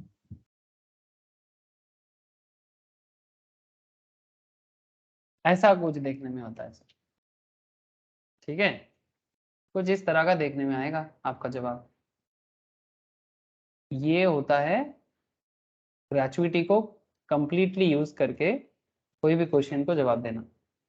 इसमें एक चीज इंपॉर्टेंट था सर, एवरेज सैलरी का कैलकुलेशन, ठीक है, बहुत वाइटल था, ठीक है। और ये जो इंक्रीमेंट था ना एक बीच में, वो इंक्रीमेंट को थोड़ा सा आपको ध्यान में रखना चाहिए, ठीक है। तो इंक्रीमेंट को ध्यान में नहीं रखने से क्या गड़बड़ हो जाएगा, आपका सैलरी का हिसाब किताब गड़बड़ हो जाएगा। ज्यादातर केस में लोग ये गलती कर देगा, सिली मिस्टेक कैसे होता है, ठीक है, मतलब एक, मतलब सिली भी नहीं बोलना चाहिए, मतलब बेसिकली टोटली इग्नोरेंट या केयरलेस मिस्टेक्स। केयरलेस मिस्टेक्स में बेसिक तो 9,000 है, तो 9,000 इंटू 12 करते हैं। मानो सैलरी शीट बना रहा है, बेसिक मान ले रहा है वो 9,000 करके, अरे भाई 9,000 नहीं है, उसका बीच में चेंज हुआ है, तो आपको पूरा साल भर में कब क्या रहा है वो खबर रखना पड़ेगा ना। ऐसा थोड़ी ना है 9,000 बेसिक क्वेश्चंस के अंदर दिख रहा है, लेकिन बीच का चेंज को भूल जाते हो, कंसंट्रेशन लैग करते हो और केयरलेस मिस्टेक करते हो। नहीं करना है सर केयरलेस मिस्टेक, तो बी फोकस्ड और कंसंट्रेशन को बना के रखिएगा, नहीं तो छोटा सा चीज भी बड़ा सा घोटाला हो जाएगा, सिंपल सा चीज कॉम्प्लेक्स बन जाएगा। चलो और एक क्वेश्चन करते हैं,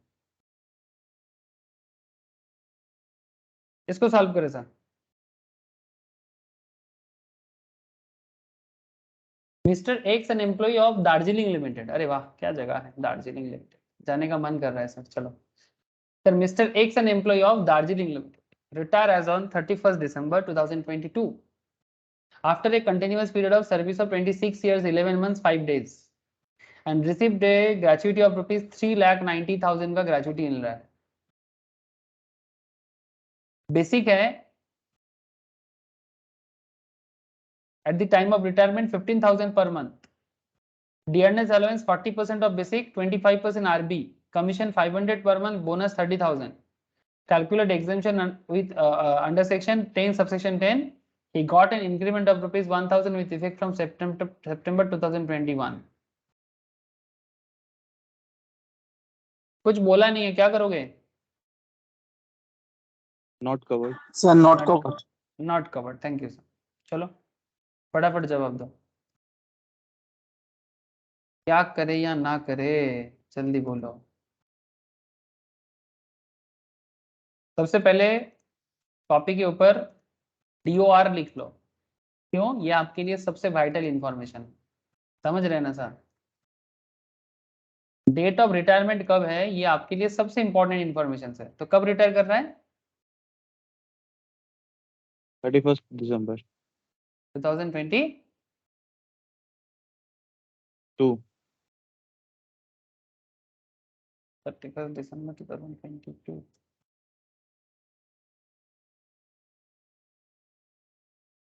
दिसंबर 2022 इंक्रीमेंट हुआ है तो क्या?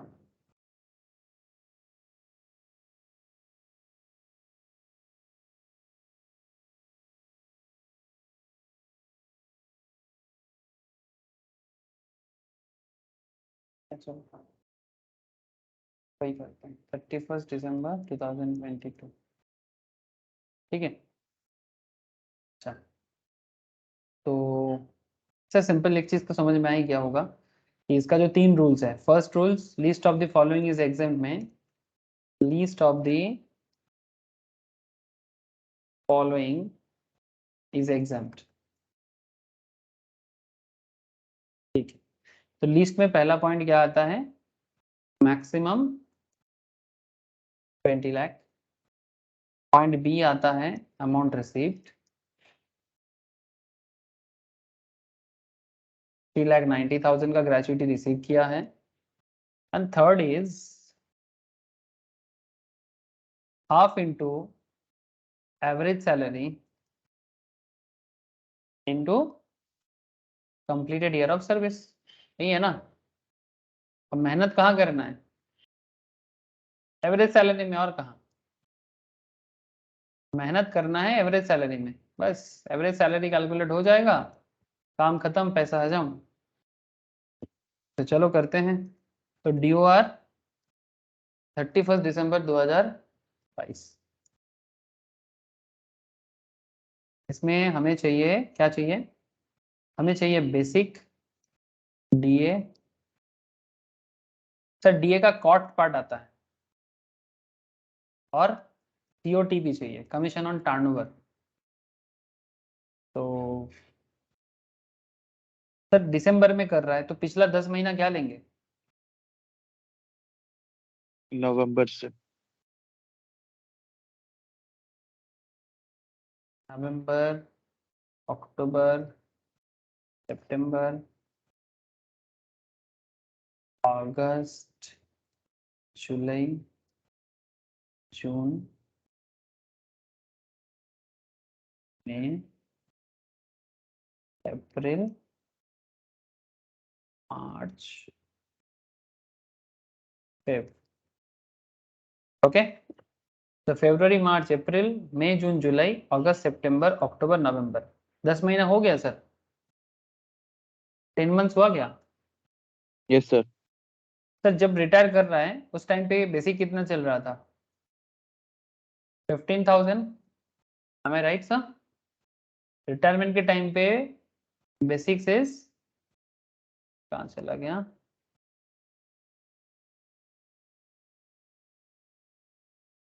ये रहा 30,000 है ना? ये नीचे बेसिक वो नहीं, बोनस है वो। 15,000 पर मंथ। अभी तो क्वेश्चन बढ़ाने के टाइम पे बोला है ना। तो 15,000 पर मंथ आपका बेसिक चल रहा था। तो 15,000 अगर चल रहा था, अच्छा कब इंक्रीमेंट कब हुआ उसको ध्यान रखना है सर। 1,000 का इंक्रीमेंट हुआ है सितंबर से। ठीक है, सितंबर से इंक्रीमेंट हुआ है। तो जब तक इंक्रीमेंट नहीं होता तब तक 15,000 करके बना के रखो। लेकिन सर अगस्त में क्या था फिर? 14,500। जुलाई भी 14,500। June is also 14,500। सर 1,000 का इंक्रीमेंट हुआ है ना? ओ तो फिर सॉरी सर, 14,000 होगा। Thank you sir. मैंने 500 दिमाग में रख लिया था, सॉरी। देखो सिली স্যার मिस्टेक हो गया। हाँ बोलो।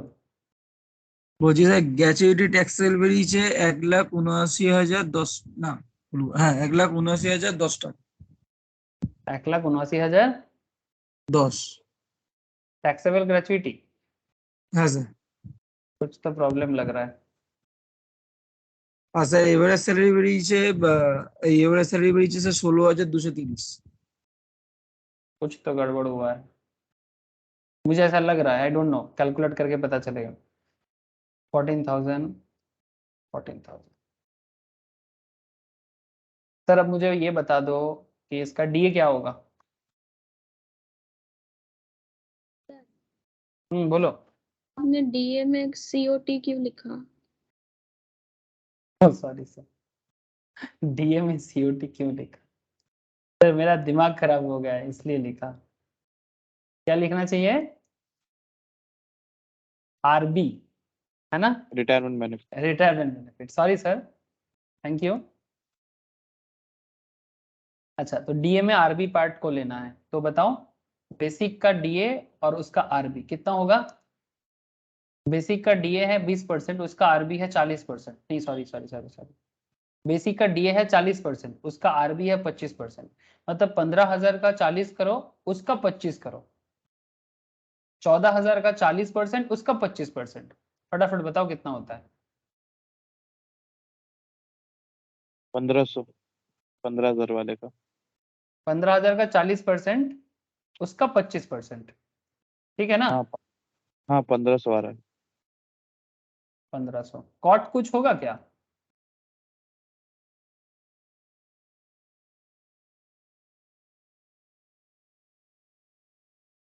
कॉट कुछ अब होगा क्या? 1400 आ रहा है। हाँ 1400 आ रहा है 14,000 वाले में। हाँ वो तो आएगा। मैं पूछा कि कॉट में क्या आएगा।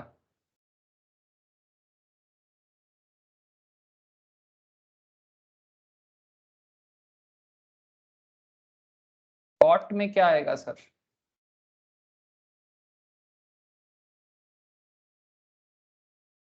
बोलो। স্যার 500 করে পার মান্থ আসবে। वाह, कमाल कर दिया, कमाल कर दिया। नहीं सर, सिंपल कमीशन बोला है और हम लोग कमीशन ऑन टर्नओवर ले रहा है। वही बार बार मैं बार बार बार वही बात कर रहा हूँ कि सर प्रोविजन है कमीशन ऑन टर्नओवर का। सिंपल कमीशन है तो नहीं लेना है। कहाँ लिखा है? Commission 500 per month. टर्नओवर कहीं पर गिवन है क्या संपद? না স্যার, তাহলে কেন নিয়েছিস? ওটার জন্য স্যার গন্ডগোলটা হচ্ছে। यस, अब ऐसा करते रहो और फेल होते रहो। Sir please try to understand, ऐसा करोगे तो मुश्किल पड़ेगा। प्रोविजंस को नहीं करना है आपको बार बार, इसलिए मैं 2 मिनट पहले भी ये वाला बात मैंने कहा। और प्रोविजंस को बहुत माइन्यूटली देखो कि क्या गड़बड़ हो रहा है। प्रोविजंस के साथ छेड़छाड़ नहीं, ठीक है। बार बार यहाँ पर लिखा। सिमिलरली अगर आप नॉट कवर्ड में देखोगे तो वहां पर भी लिखा है। ये देखो, ये नॉट कवर्ड है, सॉरी ये कवर्ड है। कवर्ड में क्या लिखा है? Salary for this purpose means basic plus DA, only basic plus DA, and number of days in a month for this purpose shall be taken as 26, or 15 days salary based on last drawn basic salary for each completed date of service or part thereof in excess of 6 months। ये given है, ये question, ये provisions में बोला है। अब आपको इसी के हिसाब से कवर्ड करना है, और जब नॉट कवर्ड करना है तब आपको उसके हिसाब से चलना है, ठीक है। तो सैलरी का मतलब ना बहुत इंपॉर्टेंट है। सैलरी ये डिफरेंट डिफरेंट केसेस में डिफरेंट सैलरी का मतलब निकाल के बताता है। मतलब basic always is there, basic DA हर जगह में होता है। अब साथ में कब क्या लेना है, जैसे मैं आगे आगे आपको पार्क्विजिट्स या अलाउंसेस में और भी चीज कराऊंगा, तो वहां पर भी आपको सैलरी का मतलब समझाऊंगा, ठीक है। एचआरए के अंदर भी सैलरी का मतलब समझाऊंगा, तो वहां पर भी आपको मैं ये पॉइंट बार बार बताऊंगा। तो सैलरी का मतलब देखो, सैलरी का मतलब देखो, ठीक है। सैलरी का मतलब बहुत इंपॉर्टेंट है। স্যার ট্যাক্সের গ্র্যাচুইটি 2,04,490 হবে তো? Taxable gratuity 2,04,490। আর এভারেজ স্যালারি হচ্ছে 15,730। আচ্ছা দেখছি তাহলে।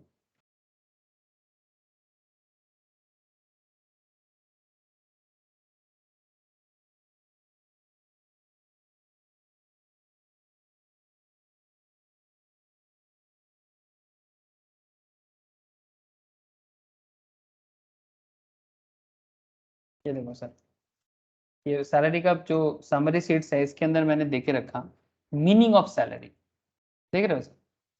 तो very very important part sir, इसको ना भूलना नहीं। मीनिंग ऑफ सैलरी, जब भी आप सैलरी का कोई भी अलग अलग क्वेश्चन सॉल्व करने जाओगे वहां पर आपको मीनिंग ऑफ सैलरी में ना ध्यान देना पड़ेगा। Calculations of exemption of allowance, terminal benefit, valuation of perquisites, हर जगह में काम आता है। Meaning of salary is very important. जैसे अभी मैं आपको ग्रेचुइटी में बता रहा हूँ, तो इसमें देखो in case of non government employees covered by the payment of gratuity act, तो उसमें बेसिक प्लस डीए लिया जाएगा। But if gratuity in case of non government employee मतलब private employee not covered by payment of gratuity act, जो payment of gratuity में covered नहीं होता है, इनके केस में, या फिर अगर आप जब इसके बाद मैं आपको लीव सैलरी का कैलकुलेशन कराऊंगा, ठीक है, लीव सैलरी मतलब लीव एनकैशमेंट, ठीक है, हाउस रेंट अलाउंस का कैलकुलेशंस, रिकॉग्नाइज प्रोविडेंट फंड का कैलकुलेशंस, वॉलंटरी रिटायरमेंट कंपेंसेशन का कैलकुलेशंस, ये हर केस में ये सबसे पॉपुलर है। यहाँ पर ऑलमोस्ट 1 2 3 4 5 चीजें कवर हो रहा है सर, ठीक है। ये हर केस में सैलरी का डेफिनेशन क्या है, basic plus DA plus COT, basic plus DA ई provided in terms of employment and commission calculated as a fix percentage of turnover. तो point to be noted sir कि basic plus DA plus COT कब कब आता है, जब gratuity non government employee के case में not covered under gratuity act में जो होता है, ठीक है, या फिर लीव सैलरी के केस में, या फिर हाउस रेंट अलाउंस के केस में, या फिर रिकॉग्नाइज प्रोविडेंट फंड के केस में, एंड वॉलंटरी रिटायरमेंट कंपेंसेशन के केस में basic plus DA plus COT आपका सैलरी का कैलकुलेशन का डेफिनेशन रहेगा। याद रखिए सर, ठीक है। मैं अभी पॉइंट, क्योंकि पॉइंट काउंट हो रहा था तो इसलिए मैं आपको एक बार याद दिलाया। ये समरी नोट्स अगर किसी के पास नहीं है तो मुझे बोलो, मैं आपको शेयर करता हूँ। Sir rent free accommodation and concessional accommodation के केस में, मतलब आरएफए क्या है, आरएफए से पार्क्विजिट्स, ठीक है, ये पार्क्विजिट्स है, इसके केस में सैलरी का भी डेफिनेशन इंपॉर्टेंट होता है। पार्क्विजिट्स पे रेंट फ्री एकोमोडेशन मैंने आपको most of the second class में पढ़ाया आरएफए के बारे में, ठीक है। वहां पर सिटी के हिसाब से, एम्प्लॉयमेंट के हिसाब से आरएफए का कैलकुलेशन होता है। Rent free accommodation and a concessional accommodation, मतलब थोड़ा सस्ता रेंट में एकोमोडेट करता है आपको एम्प्लॉयर, आपके फ्लैट वगैरह देता है, बाकी पैसा एम्प्लॉयर पेमेंट करता है, कभी कभी फ्री में दे देता है।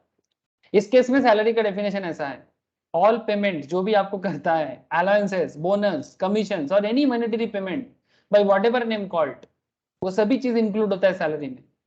बट उसमें एक्सक्लूड किया जाता है dearness allowance not forming part of computation of superannuation और रिटायरमेंट बेनिफिट, मतलब डीए का आरबी को नहीं लिया जाता। Employer contribution to the provident fund of the employees, ठीक है, उसको नहीं लिया जाता। साथ में allowances which are exempt from payment of tax, उसको छोड़ दिया जाता है। Value of perquisites as per section 17 subsection 2 को छोड़ दिया जाता है। एनी पेमेंट और expenditure specifically excluded under the provision of section 17 subsection 2, that is payment of medical insurance premium specified therein, उसको छोड़ दिया जाता है। और any kind of lumps of payment received at the time of termination of service और superannuation और voluntary retirement, जैसे कि gratuity, leave encashment, voluntary retirement, computation of pension and similar payment, इस तरह का कुछ भी पेमेंट आप रिसीव करते हो, ऐसे अमाउंट को छोड़ के सैलरी का काउंट होता है।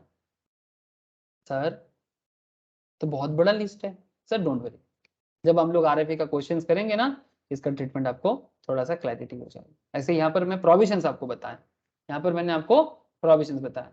तो सर याद रखना है सर, इसको भूलना नहीं है कि सैलरी का मतलब कब क्या है, भूलोगे तो दिक्कत बढ़ जाएगा। समझ में आया सर, याद रखोगे? अरे हाँ ना, कुछ तो बोलो। Yes sir. सबको समझ में आया? है सर। ठीक है, देखो सर क्या ना, टैक्स का जो रूल्स रेगुलेशंस है ना, इट्स लाइक चरणामृत, ठीक है। चरणामृत की तरह पी जाओ, अच्छा हो जाएगा। लेकिन अगर पीने में गलती कर दोगे, चरणामृत पीने का कुछ रूल्स रेगुलेशंस होता है ना, जैसे कहा जाता है चरणामृत नीचे नहीं गिरना चाहिए, सर पे लगा देना चाहिए, है ना, इसलिए सर पे लगाया जाता है। तो इट्स लाइक दैट, जो भी बोला है उसको फॉलो करो, फॉलो नहीं करोगे कैलकुलेशन गड़बड़ हो जाएगा। इसीलिए बार बार बोल रहा हूँ, बार बार याद दिला रहा हूँ सर, ठीक है, बार बार मतलब बारंबार। ओके चलो, तो कॉट नहीं आएगा सर यहाँ पर, तो अगर कॉट नहीं आएगा तो फिर लिखे क्यों सर? सर आप लोगों को थोड़ा सा भड़काने के लिए, जानबूझ के। जैसे मैंने कॉट लिखा और संपद ने कॉट का कैलकुलेशन कर दिया। अरे मैंने तो लिखा रूल्स के कारण, basic plus DA plus COT आता है, लेकिन संपद भी एकदम गड़गड़ गड़गड़ करके 500 करके बिठा दिया, है ना संपद, पर मंथ के हिसाब से। করেছিলাম স্যার, করে দিচ্ছি। ओके सर, ठीक है। ओके तो फिर স্যার বলছি नवंबर না স্যার, স্যালারি শিটে কি বোনাস অ্যাড হবে? सर ऑब्वियसली बोनस सैलरी का पार्ट है या नहीं? হ্যাঁ স্যার, তাই জন্য অ্যাড করে দিয়েছি স্যার, পুরো হয়ে গেছে স্যার। अब बोनस को इंटू 12 कर दिया क्या? না স্যার, बोनस ईयरली मिलता है सर, पर मंथ नहीं मिलता। ऐसा ईयरली में अच्छा तो फिर इसको आप लोग इजीली कैलकुलेट कर लो सर, इतना मैं और लिख नहीं रहा हूँ। हाँ, क्या हो जाएगा 16,500 मतलब करके, हाँ बोलो। टोटल 1,57,300। मतलब हम ऐसे बोल सकते हैं ना, 16,500 इंटू 3, है ना, স্যার। और 15,500 इंटू স্যার 5 না স্যার, 400। है ना, 3 बार तो না না স্যার, ওটা বলছি না, नहीं, आप 15,400 नीचे হবে वाला 14,000 और प्लस 14,100। 14 14,000 1,000 15,000 और 15,400, তাই তো, ये हाँ गलत, স্যার। हाँ 15,400 इंटू 7, 7। ये कितना होगा? 49,500। और इसका 1,07,800। टोटल करने से 1,57,300। डिवाइडेड बाई 10 करने से 1,5730। 15,730 आपका एवरेज सैलरी है, ठीक है, 15,730 ये आपका एवरेज सैलरी है, ठीक है। अब एवरेज सैलरी जब आ ही गया तो काम खत्म, पैसा हजम, चलो ना घर चलते हैं, छुट्टी। हाफ इंटू 15,730, कितना साल काम किया sir? 26। Fraction ignore, yes sir. 26 साल 11 महीना 5 दिन, 26 साल काम किया फिर भी फ्रैक्शन इग्नोर, रूल्स है, क्या करें, कितना होगा? স্যার 2,04,490। 2,04,490। लीस्ट कौन सा हुआ फिर? दिस वन, यही वाला सर। यही वन। ये एग्जाम्प्ट है, तो अगर ये एग्जाम्प्ट है तो टैक्सेबल क्या होगा? 1,85,510। 3,90,000। 3,90,000 माइनस 2,04,490, 2,04,490। कितना बोला? 1,85,510। बस, अब सैलरी शीट बनाओ, कर दिया, चाहिए फिर कर दिया।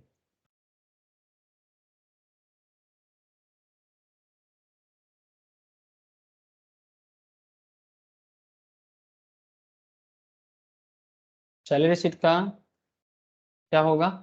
बेसिक क्या मान लेंगे? স্যার 1,30,000। 1,30,000 कैसे किया? 15,000 करके 14,000 इंटू স্যার 5 মাস, আর 15,000 इंटू 4 মাস। 15,000 इंटू 4 एंड 14,000 इंटू 5, 5। तो 1,30,000। वेरी गुड सर, ठीक है सर। आप लोग बेसिकली यहाँ पर कौन सा ईयर का कर रहे हो? 22 का। और DA 52,000। ये 52 इसका 40% लेंगे ना। हाँ सर, ये 21-22 का हो रहा है कि 22-23 का हो रहा है? 22-23 का। तब अप्रैल टू दिसंबर का हिसाब हुआ ना, तो ये प्रीवियस ईयर 22-23, बिकॉज रिटायर ही तो 22 में किया ना, 22-23 यस। तो बेसिक हो गया इतना, डीए कितना बोले सा 52,000।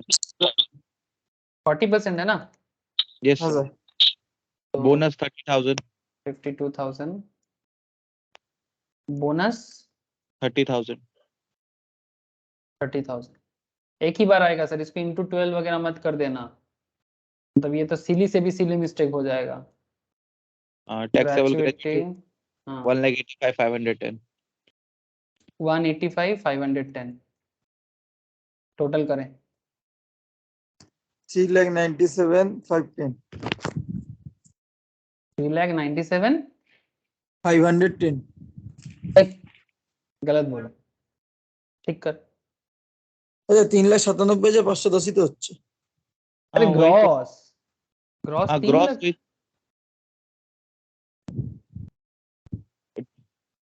बेसिक लाख। 1,30,000, फिर हाँ 52,000, फिर 30,000, फिर 1,85,510, 3,97,510। कमीशन नहीं लेंगे क्या? हाँ हाँ कमीशन कमीशन छोड़ देंगे? नहीं। अरे बाबा कमीशन वहां पर कॉर्ट में नहीं आएगा, यहाँ पर नहीं आएगा कमीशन। 500 करके कमीशन था ना। हाँ 5,000। कहाँ चला गया कमीशन? कमीशन सैलरी है क्या नहीं? স্যার 4,500 হবে তো। तो ये कौन बोलेगा? बस ऐसा करते रहो आप लोग। कमीशन 5,000 होगा ना। सर 500 करके 9 महीने का ना। दिसंबर 31st को हो रहा है ना सर ये तो रिटायर। हाँ तो अप्रैल से दिसंबर कितना दिन का होता है? हाँ 9 महीने सॉरी। फिर से 500 into 9 4,500। अब बताओ 402010 4020 भाई ठीक ठाक से बोल क्या 4040 402010 से তাই তো হচ্ছে। 4,02,010। 4,02,010 सही बोला ना? हाँ 4,02,010। अब यहाँ से तुम स्टैंडर्ड डिडक्शन 3,52,010 16 सबसेक्शन 1 है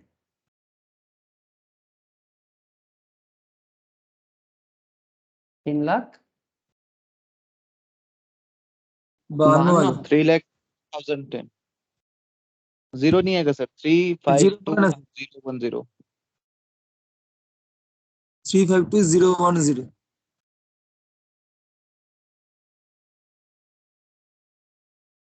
ये हो गया नेट। बोलो सर समझ में आ रहा है ना आप लोगों को कि क्या करना है? ये तो मैंने बेसिकली ग्रेचुइटी के ऊपर ही सारा का सारा किया, इसलिए मैंने ग्रेचुइटी के ऊपर इतना सारा किया। जैसे पेंशन में आपको दो चीज देखना था, एक कमिटेड वाला था, एक अनकमिटेड वाला था, है ना? वैसा ही ग्रेचुइटी में भी आपको दो चीज देखना पड़ता है, ठीक है? पेंशन में जैसे आपको दो चीज देखना पड़ता है, कमिटेड है कि अनकमिटेड है, ठीक है? ग्रेचुइटी में आपको क्या देखना पड़ता है? ग्रेचुइटी में आपके लिए इंपॉर्टेंट ये हो जाता है कि वो आपका नॉट कवर्ड है कि कवर्ड है कि नॉट कवर्ड है, गवर्नमेंट को मिल रहा है कि नॉन गवर्नमेंट को मिल रहा है, ये भी एक इम्पोर्टेंट पार्ट है ना? या फिर during service period. During service period है कि नहीं है, ठीक है? जैसे एक क्वेश्चन यहाँ पर था, चलो देखते हैं।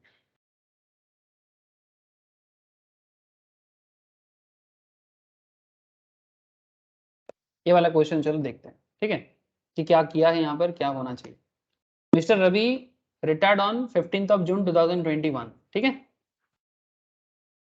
देखो सर टैक्स में ना अगर आप मोटा मोटी एक आध कॉन्सेप्ट समझ जाते हो ना तो बाकी कॉन्सेप्ट भी ना इजी हो जाएगा। जैसे मैं दूसरा जो भी, जैसे पेंशन आपको समझ में आ गया तो पेंशन समझ में आ गया तो फिर अब ग्रेचुइटी भी समझ में आ जाएगा। बस अपना अपना रूल्स देख लो, और उसके बाद जब लीव ट्रैवल कंसेशन या फिर लीव एनकैशमेंट, ठीक है, या फिर रिट्रेंचमेंट कंपनसेशन या फिर वीआरएस, सब कुछ समझ में आ जाएगा। बस तरीका समझो, तरीका समझो। मिस्टर रवि रिटायर कर रहा है 15th of June 2021 को, after a completion of 26 years 8 months of service and received a gratuity of rupees 15 lakh. At the time of retirement, his salary was 50,000 per month. DNS allowance 10,000 per month, 60% of which is for retirement benefit. Commission बोला 1% of turnover, मतलब cot आएगा, and turnover last 12 महीने का है 1 करोड़ 20 लाख, सही बोला ना? Yes, 1 crore 20 lakh, ठीक है, इतना टर्नओवर हुआ है, उसका 1%। बोनस है 20,000 5,000 पर एनम।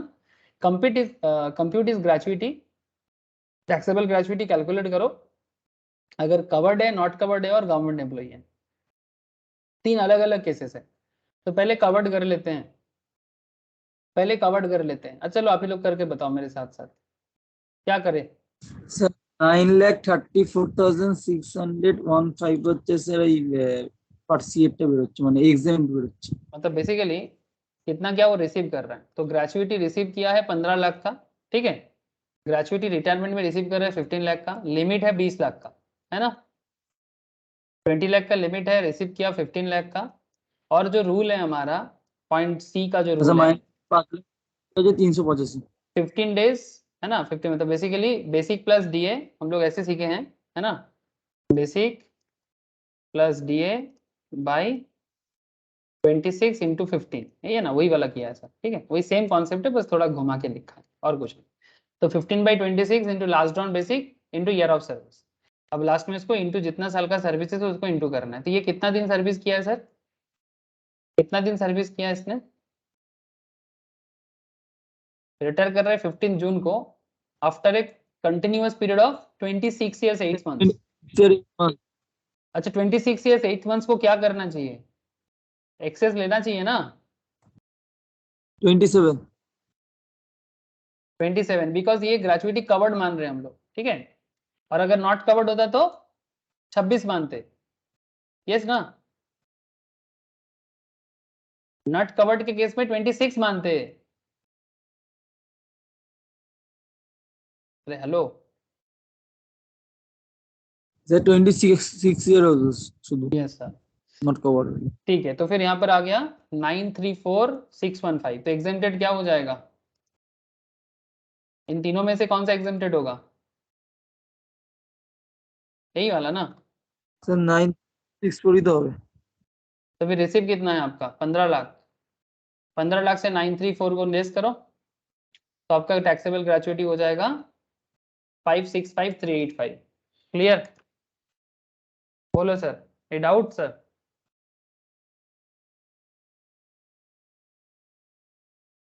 बोलो, कोई डाउट सर? क्लियर है ना?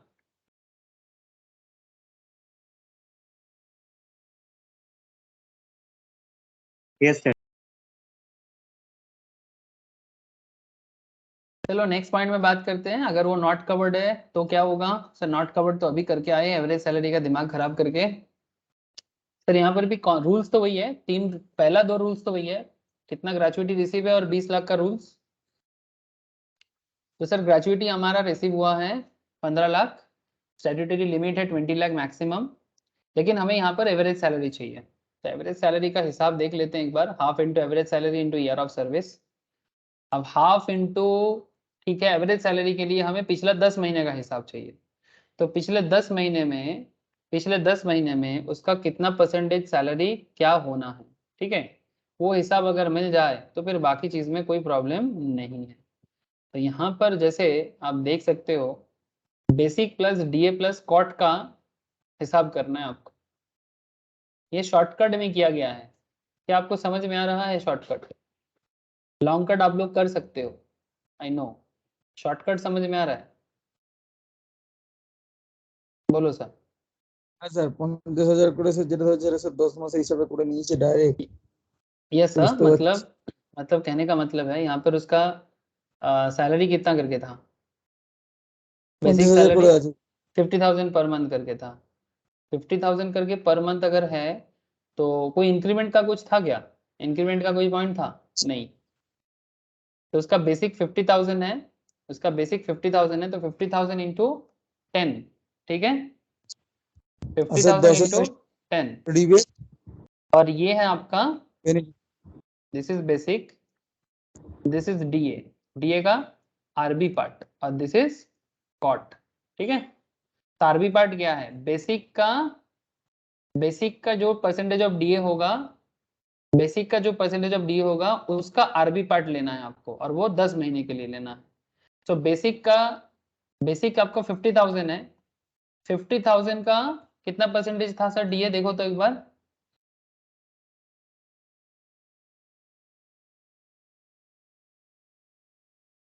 अच्छा, यहाँ पर डीए अलग से बोल दिया था, तो फिर आपको सर 10,000 का yes sir, yes sir, yes sir, वही मैं सोच रहा हूँ कि हम लोग नॉर्मली परसेंटेज देते थे तो इसके ऊपर करते थे, बट यहाँ पर नहीं करना चाहिए आपको, बिकॉज ये ऑलरेडी यहाँ पर डीए का अमाउंट बोल दिया।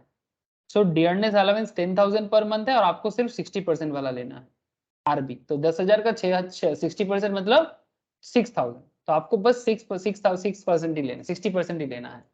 सो 10,000 ऑलरेडी गिवन है, सो ये डीए का आरबी पार्ट आपको बस लेना है और उसको बस इंटू 10 कर देना है 10 मंथ्स के लिए। कमीशन ऑन टर्नओवर 1% बोला है, टर्नओवर 1 करोड़ 20 लाख का है, और 10 मंथ्स का लेना है आपको, ठीक है। इसलिए 12 महीने में 10 महीना जितना होगा उतना अमाउंट ले लेगा, ठीक है। और आपको जो भी अमाउंट आएगा डिवाइडेड बाई 10 करना है, और into completed year of service, ठीक है, into completed year of service मतलब 26। ऐसा करने से आपका डायरेक्ट एवरेज सैलरी आ जाएगा, ठीक है, 8,58,000, ठीक है। अब 8,58,000 ये आपका एवरेज सैलरी आ गया। तो मतलब एवरेज सैलरी मतलब मेरा कहने का मतलब है ये थर्ड पॉइंट आ गया, ठीक है, थर्ड पॉइंट। एवरेज सैलरी तो यहीं पर आ गया था, अब इसमें आपका थर्ड पॉइंट आ गया। तो इनमें से सबसे लोअर कौन सा है, दिस वन, ये आपका एग्जेम्प्टेड होगा। तो अगर this one is exempted then what is the taxable, 15 lakh minus 8,58,000। So 15 lakh से 8,58,000 को लेस करो, तो जितना होगा वो आपका क्या हो जाएगा, एग्जेम्प्टेड हो जाएगा। ये सर नो सर, बोलो समझ में आया कि नहीं है। फिर हाँ 8,58,000 आपका एग्जेम्प्टेड है, और 15 लाख आपका रिसीव्ड है। सो 15 लाख माइनस 8,58,000, तो आपका टैक्सेबल ग्रेच्युटी होगा 6,42,000, ठीक है। अब ये था अगर आप मतलब ये नॉट कवर्ड में आ गया।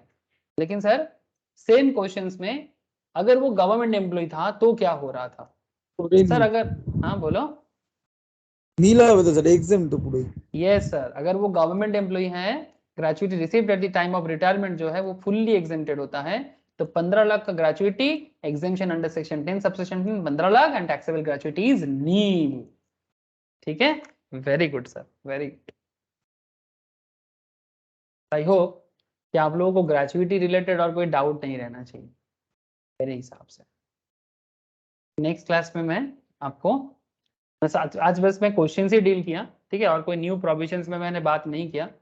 तो नेक्स्ट क्लास मतलब कल के क्लास में हम लोगों का डिस्कशंस रहेगा सर प्रोविजंस पे। प्रोविजंस को मैं मतलब प्रोविजंस वही एग्जांपल्स, जिसमें मैं आपको बाकी जो रिटायरमेंट बेनिफिट है, लाइक आपका पेंशन हो गया, ग्रेच्युटी हो गया सर। हाँ, लास्ट 2 क्लासेस में हम लोग ग्रेच्युटी और पेंशन कर लिए। अब हमें जो आपको बताना है वो है ये आपका वॉलंटरी रिटायरमेंट कंपनसेशन में बात करना है, रिट्रेंचमेंट में बात करना है, लीव एनकैशमेंट में बात करना है, वो बहुत इंटरेस्टिंग है, ठीक है। ये 3-4 चीज जो है बेसिकली रिटायरमेंट बेनिफिट का, बाकी पॉइंट को मैं नेक्स्ट क्लास में ट्रीट करता हूँ, ठीक है। और फिर जाके मैं आपको पार्क विजिट्स कराऊंगा और अलाउंस का कुछ और पॉइंट में बात करके फिर कंप्लीट क्वेश्चन कराऊंगा, ठीक है। ओके, ज्योति, नील, संपद, शिवम, समझ में आ रहा हाँ है ना सर सर? ठीक है सर, जो भी रिक्वायर्ड नोट्स है किसी के पास नहीं है तो मुझे बताओ सर, मैं दे देता हूँ।